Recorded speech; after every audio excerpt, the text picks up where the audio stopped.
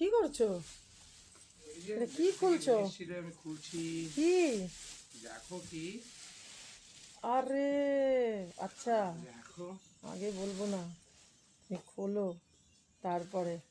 আমার পেয়ারা কত পুরনো আমার, ইস, আমার মেমোরি। ঘোরাও দেখি। এই দেখো।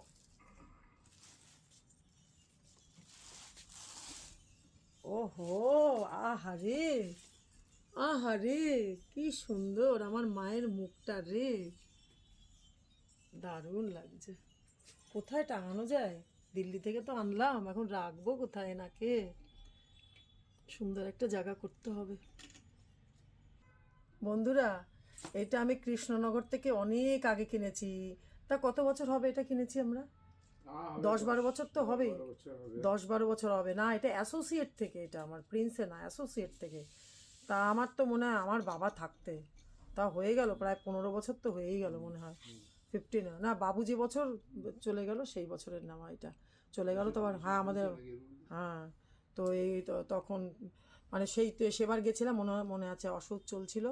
তাও আমরা গেছিলাম যে গিয়ে একটুখানি ওই ইয়েতে যাই, মায়াপুর যাওয়ার পথে যে কৃষ্ণনগর, সেখানে আমরা গাড়ি দাঁড় করিয়ে রেখে কৃষ্ণনগর ফার্স্ট আমি ওরকম আমি গেলাম। আমি কোনো দিন কৃষ্ণনগরে যাইনি, আমার ফার্স্ট আমার যাওয়া।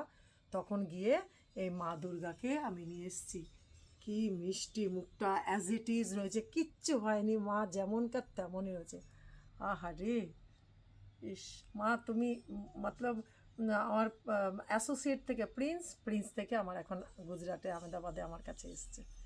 মা গো, কি সুন্দর মুখটা দেখো তোমরা, এত পুরনো তবু এতটুকু কিচ্ছু হয়নি, অ্যাজ ইট ইজ রয়েছে। এখানে আমার বাইরের দিকে কাচের ঘরটাতে এনে আমি রেখেছিলাম, দেখো এখনো কি অবস্থায় পড়ে আছে, সব আনপ্যাক করতে হবে। আর এখান থেকে দেখো আমার গার্ডেন ভিউটা, এই যে আমার গার্ডেন দেখা যাচ্ছে। দেখি এখন ভাবছি এনাকে আমি কোথায় টাঙাবো, সেটা ভাবছি। এই দেখো,